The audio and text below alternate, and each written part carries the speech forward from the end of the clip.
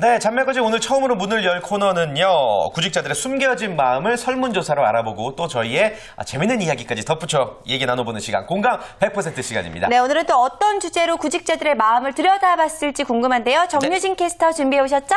네, 오늘 공감 100% 키워드는 바로 공채 공포증입니다. 이제 대기업 하반기 공채가 9월부터 본격적으로 시작되는데요. 이 하반기 공채를 향한 구직자들의 열기가 뜨겁습니다. 그럼에도 불구하고 쉽사리 이겨낼 수 없는 것이 바로 공채 공포증이라고 하는데요.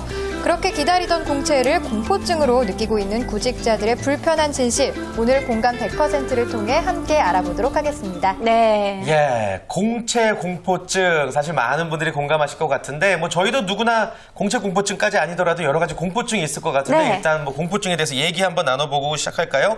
서희 씨 어떤 공포증 갖고 계세요? 저는요, 예. 첨예 공포증이라고 하잖아요. 날카로운 것을 보면은요, 왠지 저게 나를 찌를 것 같은 그런 두려움 때문에. 모서리. 예. 네, 모서리나 칼, 어. 가위 이런 거에 공포증이 있어가지고요. 특히 칼을 제가 안 쓰려고 일부러 요리를 안 해요.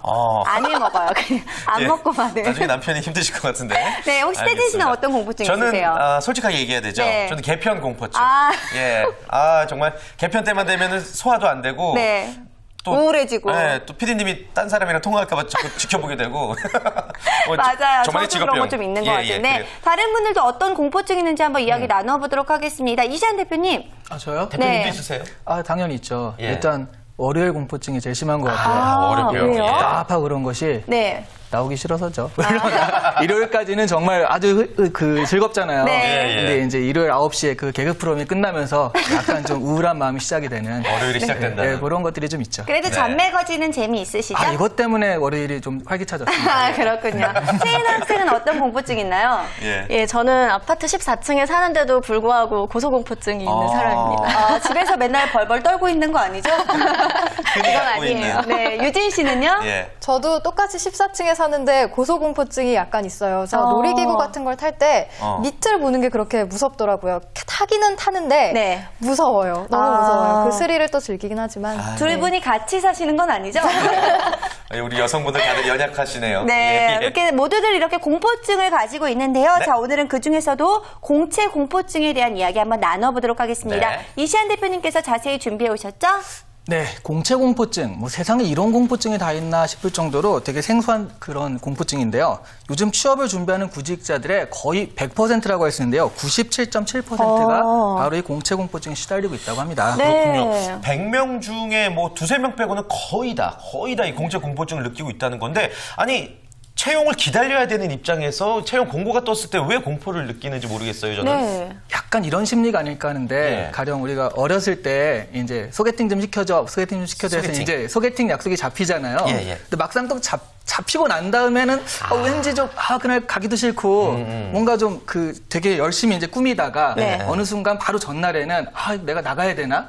뭐 이런 식의 약간 좀 두려워하는 마음들이 있죠. 네. 그러니까 실제로 뭐 공포증이라기보다는 두려움을, 취업에 대해서 막상 내가 너무 중요하게 생각하는 거니까 네. 가다 보니까 두려움을 느낀다. 이런 심리라고 보는 게 더 나을 것 같아요. 얘기를 들어보니까 어느 정도의 스트레스일지 좀 알 것 같아요. 소개팅 같은 경우에도 아무래도 스트레스고 이런 네. 공채 공포증 같은 경우에도 스트레스로 작용을 하는 것 같은데요. 이렇게 소개팅에 대한 이야기를 해보니까 유진 씨는 혹시 연애 못하는 남자 혹시 소개팅에서 만나보신 적 있으시죠? 한번 소개팅을 나갔는데 예. 테이블만 보고 말씀을 하시는 거예요. 제 눈을 마주치지를 못하시고 테이블만 보고 이야기를 하시는데 네. 이야기를 하다 보니까 연애 경험이 한 번도 없으시더라고요. 그런데다가 이제 이야기도 잘 안 하셔서 제가 2시간 동안 계속 이야기를 해서 네. 소개팅이 끝나고 돌아왔을 때 정말 피곤했던 기억이 납니다. 그렇구나. 너무 예뻐서 눈을 쳐다보고 얘기를 그럴 수도 못했나 있어요. 봐요. 네, 네. 그렇게 부럽습니다. 믿겠습니다. 아무튼 뭐 이 소개팅에서 공포증을 느끼는 것처럼 이 공채 공포증, 막상 현실로 닥쳤을 때 많은 분들이 공포증을 느낀다는 건데 네. 어떤 증상이 있나요? 어떤 증세를 보입니까?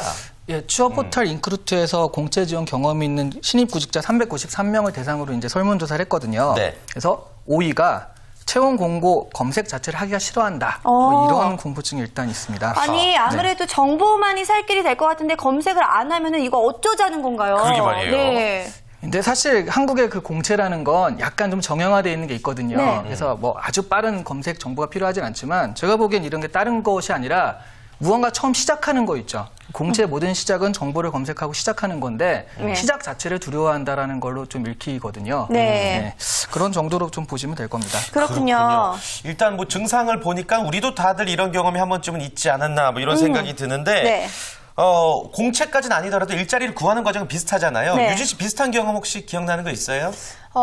얼마 전에는 이제 직업방송에 들어오기 전에 여러 번 공개 채용에 떨어졌어요. 이렇게 실패를 거듭하다 보니까 예. 채용 공고를 검색을 하고 싶지도 않고 더 이상 하고 싶지도 않고 일주일 동안 약간 다운된 상태로 아무것도 하지 않고 지낸 적이 있습니다. 일주일 만에 그래도 극복을 했다고 하면 조금 빠른 편일 수도 있을 것 그러게요. 같은데 이나 학생은 어땠나요?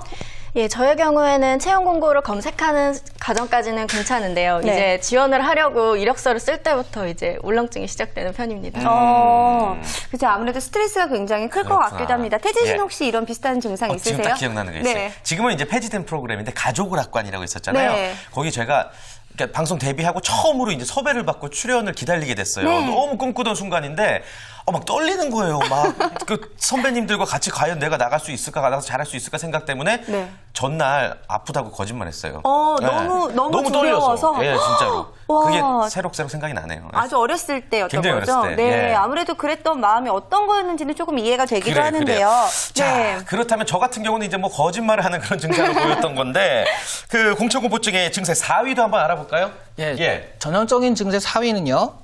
불안한 심리 상태를 보인다 이런 거거든요. 네. 그래서 앞으로 얼마나 더 입사 지원을 해야 할지 되게 막연하고 막막한 마음이 계속 생긴다라고 11.2%가 응답을 했습니다. 네, 아무래도 그런 불안한 마음이 어느 정도인지 알 수 있을 만큼 왠지 막막한 그런 마음이 들기도 하는데 자, 그렇다면 3위도 비슷한 강박관념 때문일까요? 네, 그렇죠. 3위는요. 공채 시기가 다가오면서 이제 느끼는 건데 네. 입사 계획이 없던 그 기업에도요. 일단 공고를 보면 무작정 지원하고 봐야 될 것 같은 그런 강박증에 시달린다. 이게 또 21.4%가 이렇게 대답을 했습니다. 네. 꽤 많은 숫자네요. 근데 강박증에 시달려서 입사 지원을 하게 되면 이게 말 그대로 묻지마 지원 아닙니까? 내가 원하지도 않는? 그렇죠. 예. 근데 이거를요, 예. 꼭 나쁘게만 볼 건 아니고요. 그러니까 네. 이걸 자기 자신과 또 상대방의 입장에서 같이 봐야 되는데, 나의 입장에서는요, 아까 굉장히 그 가족오락관 처음 나가시는데 굉장히 떨렸다 그랬잖아요. 예, 예. 그거를 10번 나가면은 10번째는 안 떨릴 거 아니에요. 네. 그런 식으로 많이 지원해 봤다가 그런 것이 좀 떨어지는 것도 일상적이 되고 네. 익숙해지면 자기가 정말 하고 싶은 곳에 딱 할 때는 별로 떨리지 않고 할 수가 있습니다. 그래요. 근데 이게 좋은 점에서 이제 자기 자신만 보면 그런데 잘못하면 내가 가고 싶지 않은 기업인데 다른 사람을 이런 말 해도 되는지 모르겠지만 까는 효과. 네, 그러니까 다른 사람의 밀어내버리는. 자리를 네. 차고 들어간 효과가 예. 있기 때문에 상대방 입장에서는 좀 좋은 건 아니죠. 네, 저희도 뭐 그렇군요. 오디션 많이 보다 보면 어느 정도 내성이 생기는 그런 것과 좀 맞아요. 비슷하지 않을까라는 네네. 생각이 들기도 예. 하는데요.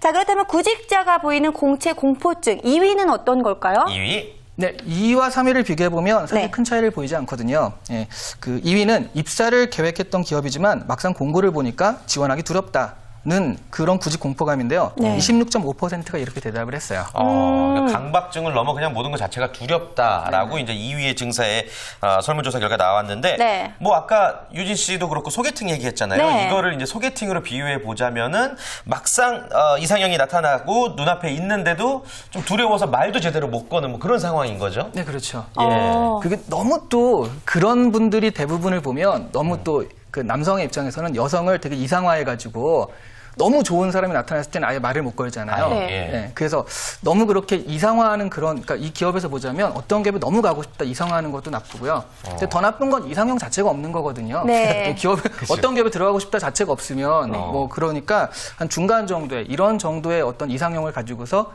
가는 것이 좋겠다 싶습니다. 그래요. 그러면 이시안 대표님도 이상형을 만났는데 말을 못 걸어본 경험이 있으세요? 그런 적은 없습니다. 왠지 당당하셔서 그러실 것 같은데. 자, 그럼 최인아 학생 같은 경우에는요, 아무래도 공채, 내가 원하는 기업에 공채가 났을 때, 저 같으면 참 만감이 교차할 것 같은데 어떤 마음이셨나요? 그래요. 당연히 만감이 교차하는 건 너무 당연한 말이고요. 네. 진짜 떨리고요. 일단 가족들이 제가 지원한 걸 다 알고 있으니까 네. 하루가 멀다 하고 언제 발표 나냐고 물어보거든요. 직접 예. 전화를 해서요?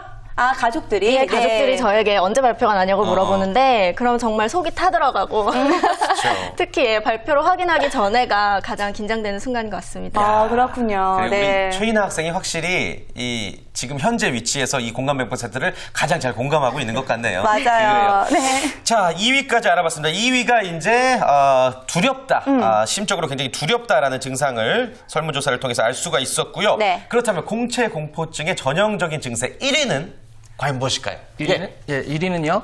입사 지원도 하기 전에 내가 탈락할 것 같은 그런 불안감이 든다, 그런 마음이 든다라는 심리적 불안감이 33.6%로 가장 높은 비중을 차지했습니다. 네. 아무래도 자기가 좀 많이 떨어져 보고 그러니까 약간 그런 부분에 대해서 그 심리적 압박감이 이제 대단하다는 그런 얘기겠죠. 그렇죠. 아무래도 내가 떨어질 것 같다 이런 막연한 생각을 계속해서 하게 되는 것 같은데 왜 이런 노래 가사도 있잖아요. 왜 슬픈 예감은 틀린 적이 어떤 노래죠? 없나.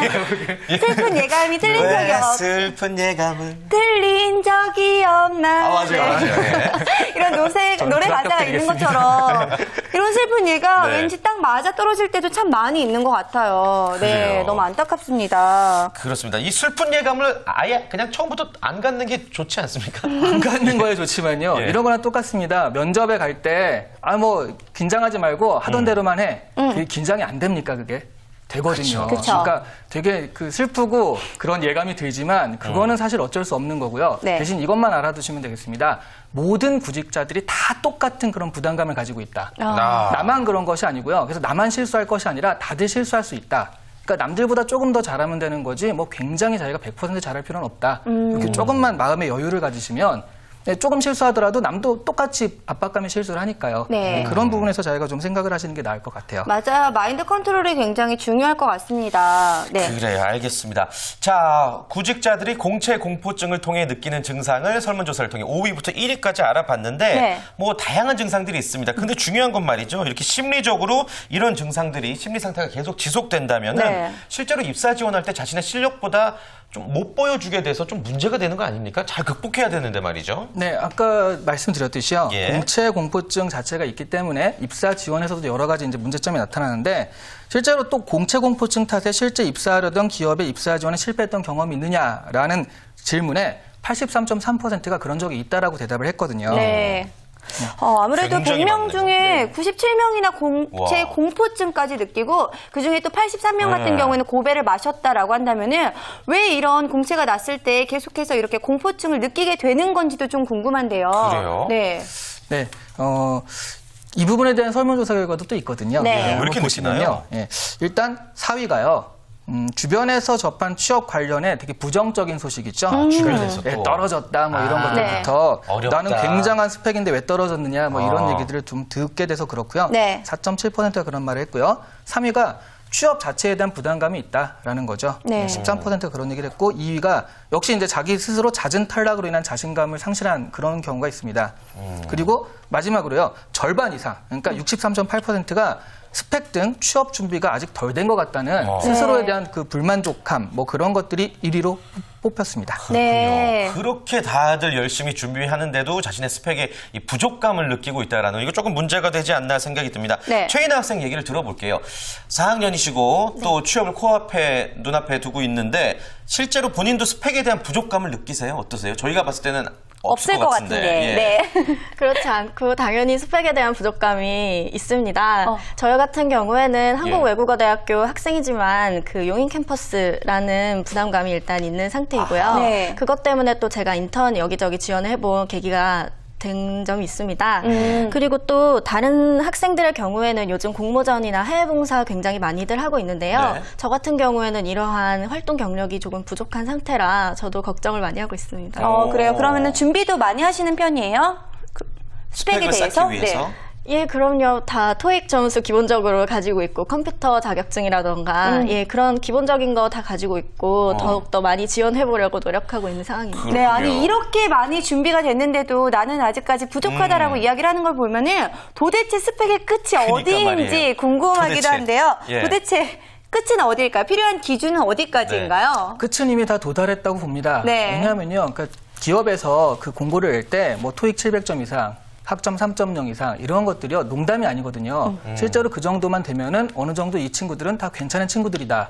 그럼 그 다음엔 스펙적인 것이 아니라 스토리적인 부분이 더 중요한 겁니다. 네. 근데 이제 많은 학생들이 스토리라는 건 눈으로 안 드러나잖아요. 네. 그러니까 스토리라는 건 내가 어느 업무를 하고 싶고 어느 회사에 가고 싶기 위해서 이러저러한 과정을 거쳤다라고 그 얘기할 수 있는 그런 부분들을 쌓는 건데요. 예. 그런 거 눈에 안 드러나고 이거는 점수로 몇 점하고 나오니까 토익이나 이런 거에 좀 집중하는 경향이 있거든요. 네. 근데 실제로는 스펙은 정말 지금의 그 굉장히 고스펙이잖아요. 네. 그쵸. 우리가 살았을 때보다 훨씬 고스펙인데 우리라니요. 네. 비슷할 것 같은데.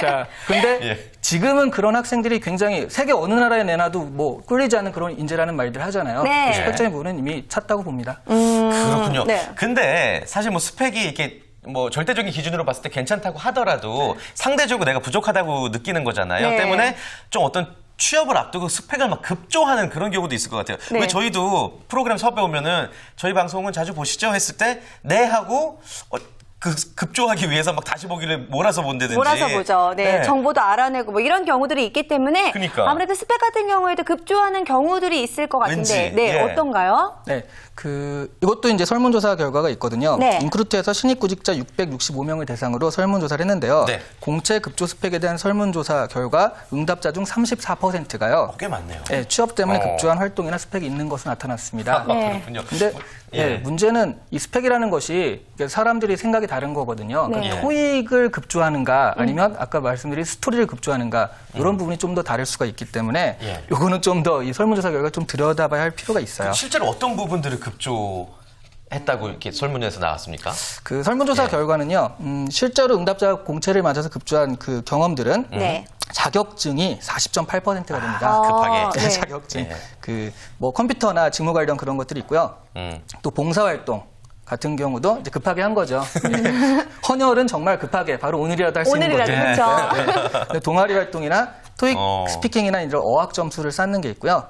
그다음에 뭐 온라인 카페나 모임 활동 같은 것도 있고 블로그 및 SNS 활동, 그다음에 공모전, 해외여행, 단기 어학연수 뭐 이런 것들이 급조된 스펙이라고 할 수 있는데 아이고. 근데 보시면 알겠지만요. 이게 급조할 수 있는 게 있고 없는 게 있거든요. 예, 예, 그래서 좀 너무 급조할 수 없는 동아리 활동을 갑자기 4학년 1학기 몰아서 한다거나 그런 것들은 인사 담당자들도 바보가 아니기 때문에 네. 그런 그렇죠. 부분은 좀 알 수가 있습니다. 알 수 있으니까 괜히 쓸데없는 부분까지 급조할 필요는 없을 것 같은데요. 네. 그런데 이렇게 채용 공고가 나고 나서 시간이 참 길지가 않을 텐데도 불구하고 급조하는 걸 보면은 필요하기 때문에 급조하지 않을까, 좀 도움이 되지 않을까 싶기도 한데 어떨까요? 네. 네, 실제로 구직자들이 느끼는 피로는요. 그러니까 급조한 스펙이 취업에 도움이 되느냐라는 질문에 다소 도움될 것이다. 41%가 이런 얘기를 했고요. 보통이다 24%, 매우 도움된다라고 해서요. 다 합치면 이게 한 60-70% 이상 되거든요. 네. 굉장히 도움이 된다라고 느낀다는 그런 얘기죠.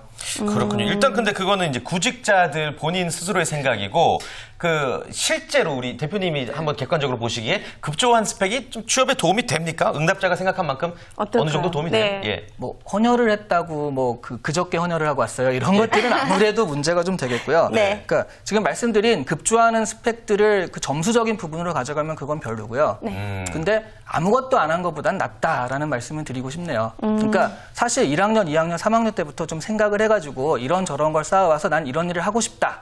이런 식의 어떤 스토리를 쌓을 수 있으면 좋은데 네. 그렇지 못했으면 4학년 때라도 왜냐하면 보통의 대학생들이 어려서부터 자기가 하고 싶은 일을 찾는 건 아니니까요. 네. 4학년 때부터라도 이런저런 걸 해본 결과 이걸 하고 싶게 됐습니다. 그러니까 기업의 지원 동기를 제대로 쓸 수 있으면 그거는 좀 할 만한 스펙이라고 생각합니다. 네, 스펙은 좀 차근차근 쌓되 급할 때에는 스토리를 먼저 만들자라는 이야기가 될 것 같은데요. 네. 자, 오늘 공감 100%에서 공채 공포증이라는 주제로 함께 이야기를 나눠봤습니다. 네. 거의 대다수의 구직자들이 공채 공포증들을 다들 가지고 있고요. 자, 그렇기 때문에 결과도 좋지 않은 경우들이 참 많이 있었는데요. 자, 공채 공포증을 이겨낼 수 있는 비법, 비결 같은 거 우리끼리 좀 이야기를 나눠보면 좋을 것 같은데 그래요. 태진 씨 같은 경우는 어떻게 하면 좋을 것 같아요? 공채 공포증 이겨낸 비법. 사실 저도 뭐 그런 공포증을 느꼈을 때 어떤 답이 있는 줄은 몰랐지만 네. 시간이 지나고 나니 정말 이 또한 지나가더라고요. 이 또한 지나가고 그 순간에 어려움을 같이 공유하려 하지 말자. 왜냐면은 친구들이 다 어려운데 친구들끼리 만나면 계속 부정적인 얘기만 하잖아요. 맞아요. 이왕이면 좀 긍정적인 기운을 받게